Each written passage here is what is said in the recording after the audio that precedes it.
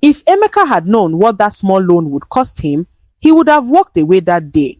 It was a hot Tuesday afternoon. Emeka was tired of watching his wife, Ngozi, suffer beside him. Their two children had been sent home from school again. No fees, no books. His small carpentry shop wasn't bringing in much. One of his friends told him about a fast loan app. Just your ID and a bank account, the man said. You'll get the money in minutes. Emeka thought, what harm could 50,000 naira do? He applied, and within 20 minutes, the money entered his phone. He smiled for the first time in weeks. He didn't even read the loan terms. He only saw the part that said, pay back in 14 days. Emeka used the money to buy wood, pay the children's school fees, and restocked his tools. The next day, things seemed better. Business picked up a bit, but before the end of the second week, the loan app started sending him reminders.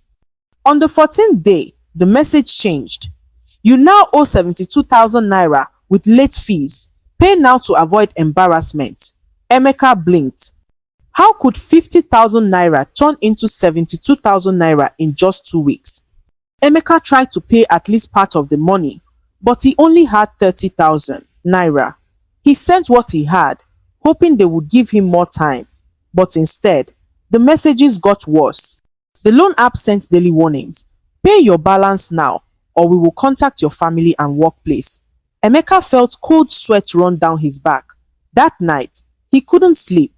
He didn't tell Ngozi the full story. He just said he was handling something important. But he knew the problem was growing bigger.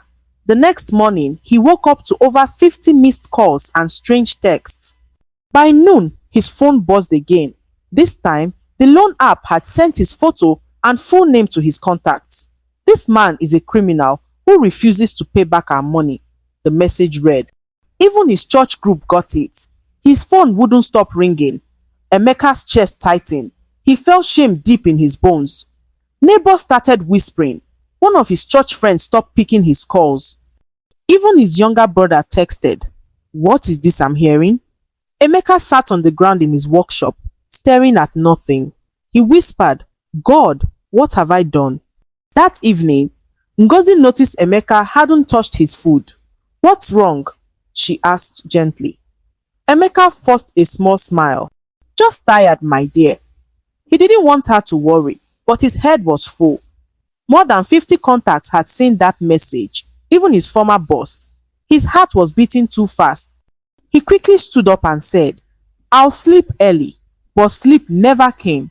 Instead, he kept checking his phone, deleting messages, blocking numbers, and hoping no one else would call. At 2 a.m., he quietly cried in the corner of their small bedroom, his back turned away from his sleeping wife. The next morning, Ngozi was confused. She heard neighbors whispering outside. "So Emeka is now a debtor," one woman said loudly. Shameful. Ngozi stepped outside and asked them to stop, but they laughed and walked away. When she returned inside, she asked Emeka again what was going on. This time, he raised his voice. "I said nothing, just leave me alone." Ngozi went quiet. She had never seen him like this. Emeka felt bad for shouting, but fear was eating him alive. That same day, he got a new message. "We are watching you. If you don't pay by 6 p.m. today, your wife and children will suffer." Emeka's hands began to shake. By 3 p.m., Emeka made a painful decision. He took his carpentry tools, his hammer, saw, sander, and measuring tape, and placed them in a sack. Those tools were his only way of making money, but he had no choice. He walked to the second-hand market and begged one of the traders to buy everything. The man offered him just 25,000 naira. Emeka's eyes filled with tears, but he nodded. "Take it," he said. As he walked home with empty hands, he felt like a man who had sold part of his soul. He sent the money to the loan account right away. Then he waited. But after 1 hour, another message came in. "Your balance is now 64,000 naira. We received part payment." settle the rest or face the consequences. Emeka screamed and threw his phone across the room. Ngozi rushed in. What's happening, Emeka? You're scaring me. He finally broke down and told her everything, from the first loan to the insults, threats, and messages. Ngozi stood in shock. Why didn't you tell me? She whispered. Emeka dropped to his knees. I just wanted to help the family. I didn't want you to suffer more. Ngozi knelt beside him, hugging him tightly, but they both knew this was far from over. 2 days later, they heard a loud knock at the door. 3 heavy bangs that shook the wooden frame. Ngozi opened the curtain slightly. 2 strange men stood outside. One wore a red cap and black shades. The other held a brown file and a phone in his hand. Is this Emeka's house? The man with the file asked loudly. Emeka came out slowly. I'm Emeka, he said, his voice dry. We are from Swift Loan Recovery, the man said. You've ignored warnings. Now we've come to collect what's ours. Neighbors began gathering. One woman pulled a stool to sit and watch. Another held her phone up to record. The men handed Emeka a paper with a long list of numbers. With daily interest, you now owe 83,000 naira, one of them said. Emeka's knees buckled. But I've paid over 55,000 naira already, he cried. That's not our business, the man in shades replied. You signed the terms. Emeka tried to beg, but they refused. We'll be back in 3 days, they warned. If you don't pay, we'll start taking your property. As they walked away, Emeka looked around. Everyone was watching him like a thief. Ngozi helped him inside and shut the door. What are we going to do now? She asked. Emeka had no answer. That night, Emeka sat on the floor staring at the ceiling.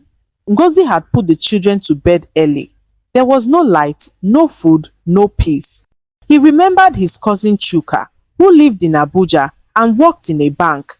Though they hadn't spoken in 2 years, Emeka took a chance. He picked up the phone and dialed. Hello? Chuka's voice came through. Emeka's voice shook. It's me, Emeka. I need your help. Chuka listened quietly as Emeka explained everything. When he finished, there was silence. Emeka, Chuka finally said, you didn't even call me when my mother died, but now you need money.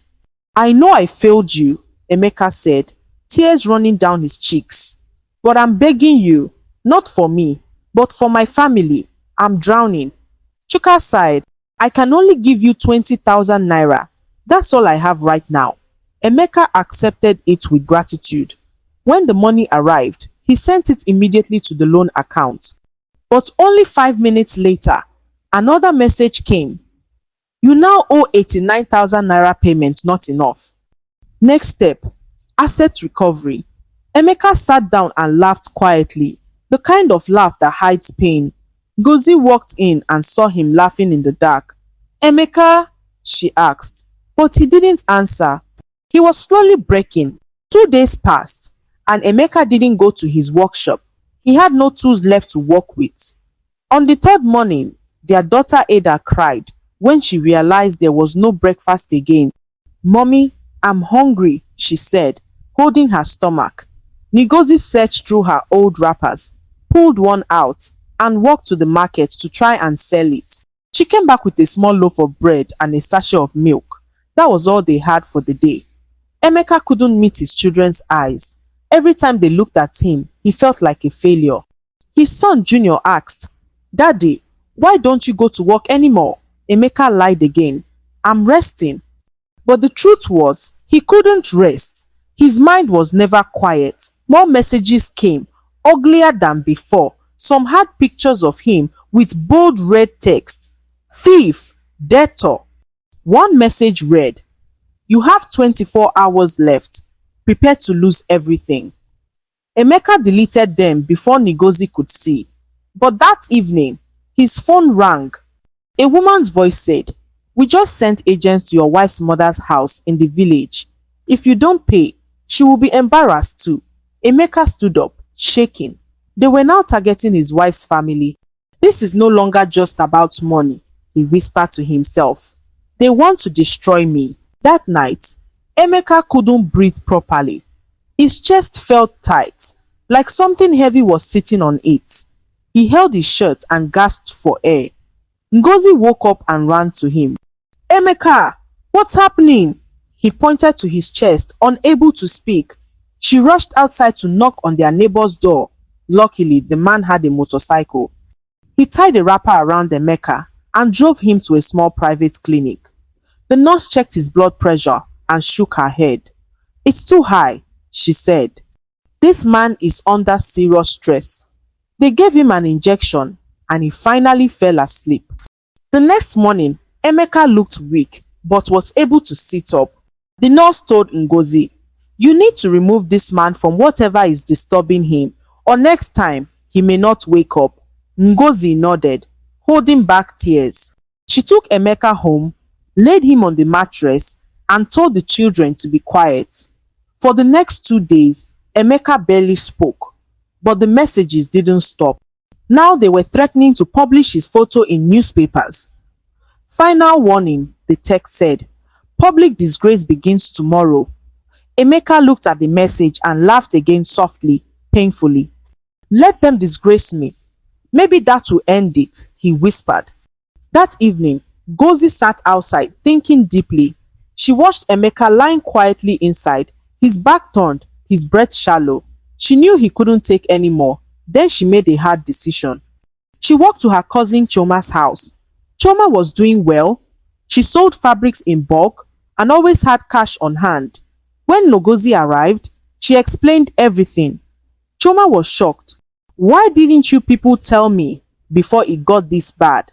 She asked. Ngozi shook her head, ashamed. We were trying to handle it ourselves, but now Emeka is sick. Please help us. Choma looked at her for a long time, then asked, How much do you need? Ngozi didn't lie. They're saying it's 89,000 naira now, but tomorrow it could be 100,000 naira. Chioma sighed and opened her drawer. She brought out 60,000 naira in cash. That's all I can spare for now, she said. Ngozi fell to her knees in gratitude. She ran back home and gave the money to Emeka, but he just stared at it. It won't stop them, he said. She begged him to try. He sent the money and for the first time the app responded, Thank you. Balance. 41,000 naira settled within 24 hours to avoid further action. Emeka smiled faintly, but inside, he knew this wasn't peace. It was just a break before another storm. Early the next morning, Emeka wore an old shirt and slippers and walked slowly to a local supermarket. The manager, Mr. Felix, was a man he used to fix furniture for. Emeka entered and stood near the counter, nervous. Mr. Felix looked up and smiled. Ah, Carpenter Emeka, long time. Hope all is well. Emeka nodded weakly. Sir, I came to ask if you can help me. I need work. Anything. Even cleaning. I'll do it. Mr. Felix looked surprised. You? Clean floors? Emeka, what happened? Emeka didn't explain. He just bowed his head. Mr. Felix thought for a moment and said, Come tomorrow at 6 a.m. You'll sweep and arrange goods. That night, Emeka told Ngozi he had found small work. She hugged him tightly and whispered, God will bless you. We will come out of this. Emeka nodded. Though deep inside, he wasn't sure. At 6 a.m., he reported for duty. He cleaned the floor, carried heavy bags of rice, and arranged shelves. He was paid 3,000 naira at the end of the day. He used 500 naira to buy bread and sachet water and sent 2,500 naira to the loan account. That night, he got another message. 38,500 naira remaining. Reminder, delay increases daily interest. Emeka clenched his fists. It felt like trying to fill a basket with water.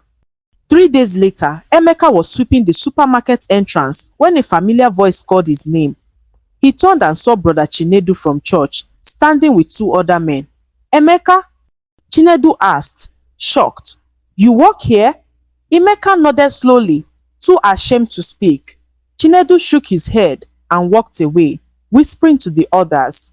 Emeka felt like disappearing. Later that evening, after finishing work, he walked home with a nylon bag containing a loaf of bread and garri. When he reached the gate, a group of children from the neighborhood pointed and laughed. "See, Deto, our mommy showed us your photo on WhatsApp," one shouted. Emeka froze. Then he slowly entered the house and shut the door.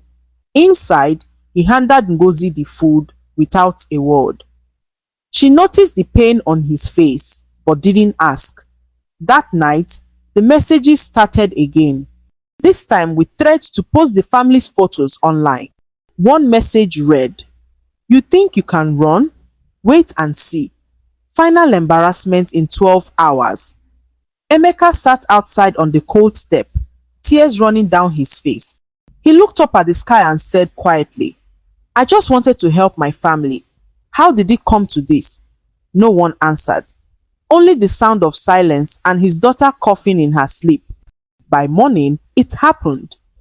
Emeka's phone buzzed non-stop. One of the messages said, "Check your Facebook." With trembling hands, he opened the app.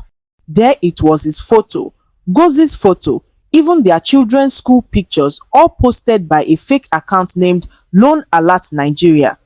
The caption read, "This man took money and refused to pay. Beware of him. He is a liar, a thief, and a disgrace to his family." The post had over 300 shares. Comments poured in. "Wicked man. This is why we don't trust poor people. God forbid." Emeka's chest felt tight again. He dropped the phone and covered his face. Ngozi walked in and saw him. "What is it this time?" she asked. He didn't speak. She picked up the phone and saw the post. She gasped and nearly dropped it. "They posted our children's faces?" She screamed. "How can they be so wicked?" Emeka just shook his head slowly. His shoulders dropped like someone carrying the weight of the world. That afternoon, their landlord came by. "I don't like noise," he said. "People are saying things. You owe 1 month's rent. Please clear your things in 7 days." Emeka wanted to speak, to explain, but no sound came from his mouth. He was drowning slowly. The next day, Emeka didn't go to the supermarket. He was too ashamed. He didn't want anyone staring or whispering. Around noon, he received a call from a man who wanted a broken door fixed. "I heard you are a carpenter," the voice said. "I'll pay 5,000 naira if you can come today." Emeka's heart jumped. He borrowed a hammer and nails from a neighbor and walked 2 miles in the hot sun to get there.